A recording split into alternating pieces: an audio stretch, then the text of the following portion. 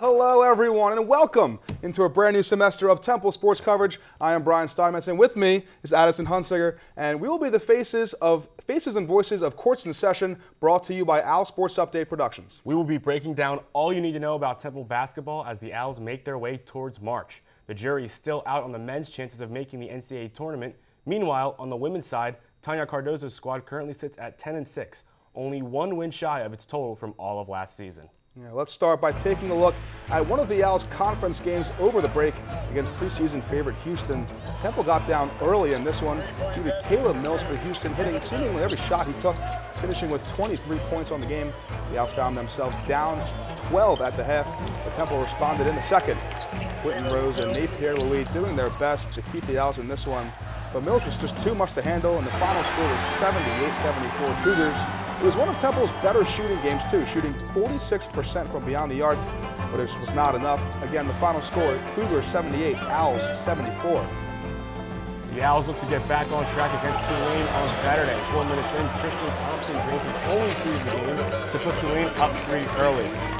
Quentin Rose finds a cutting of Andre Perry with a wraparound pass to cut the Owls' first half deficit, but Tulane's offense does not back down. Jordan Walker finished with 17 points and got 3 of them here to put the Green Wave up 3 halfway through the first half, a lead they do not surrender. Owls down 15 in the second half when Napier Louis blows by KJ Lawson with a right-handed slam. The junior finished with 8 points and 11 rebounds. Jordan Walker hit his third 3 of the game off the assist from Tayshawn Hightower, extending Tulane's lead to 19. The Green Wave win this one 65-51 to hand the Owls their third straight conference loss. The men and women's seasons have been flipped in terms of success. The men found themselves on a win streak to start the season, but have jolted to a halt with the start of conference play. For the women, they've started a bit back and forth, but have won their last 4 games. Let's take a deeper look at their seasons to date.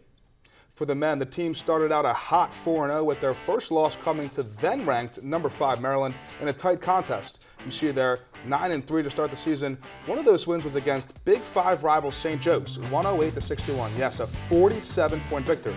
But then conference play started a couple of weeks later. A win over UCF, but it's all been downhill since then. Double-digit losses to Tulsa and Tulane, plus another home loss to Houston, puts the Owls at 0-3 to start the calendar year.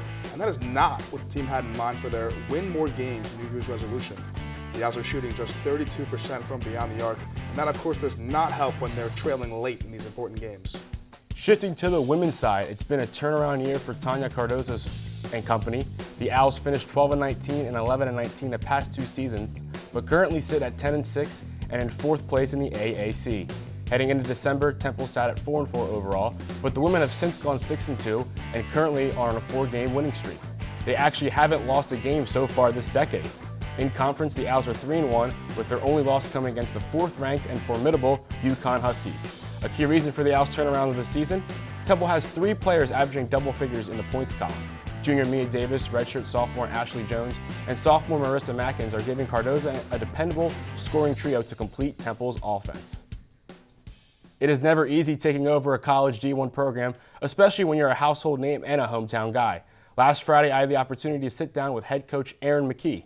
He's been faced with new challenges in his first season at the helm, one of which is focusing on winning now while building his version of a Temple basketball program. So again, as I said, I don't want to have a great team. I want to have a great program. And when you have a great program, you can be consistently good. And I want to be consistently good. And I'm going to give everything that I got. I'm going to give my bone marrow to this program to be great. So we're 14 games into your first season as head coach. How's it gone so far? It's going. It's going. It's going, and I'm learning a lot about myself every day and my team as well. So it's part of it, you know, from going from being a player to an assistant coach and now a head coach. There's a lot more responsibility that I have on my plate, and you just try to delegate some to staff, assistant coaches, and you know, the bulk of it falls in my lap. Mm-hmm. Now you've mentioned your experience both playing as an assistant, now as a head coach. Is there anything that still surprises you from what you've experienced so far in your first season? I guess the one thing that I struggle with is in my mind I see things and I try to explain it to the guys and I'm hoping that they could pick it up right away, and it just doesn't happen like that. So I struggle with that, and I'll get better as time go on. and understand that these guys are 17, 18, 19-year-old kids that's still learning the game of basketball. But I enjoy being around this group every day. They got good personalities, and this is what it's about. It's a family-type atmosphere, and I want to teach them all the things that I've been taught from being a kid all the way up to an adult, from basketball, on the court and off the court. It takes time when you're implementing a system offensively and defensively. I'm not expecting these guys to get it overnight, and it's taking a little bit of time, but we'll get there. They've been working really hard, and the good part about it is we had an opportunity to do some stuff over the summertime because we had a chance to go to the Bahamas and play, and got a chance to look at some things, and it'll come. The guys are starting to get a little bit more comfortable with what we're trying to do offensively and defensively, and our defense is a little bit ahead of our offense, and hopefully that starts to mirror one another where where the offense catches up with our defense. So we're still a work in progress. So you mentioned working under Fran Dunphy and how much he helped you. Is there anyone in particular you try to model your coaching style off of, whether it be John Chaney, who you played for?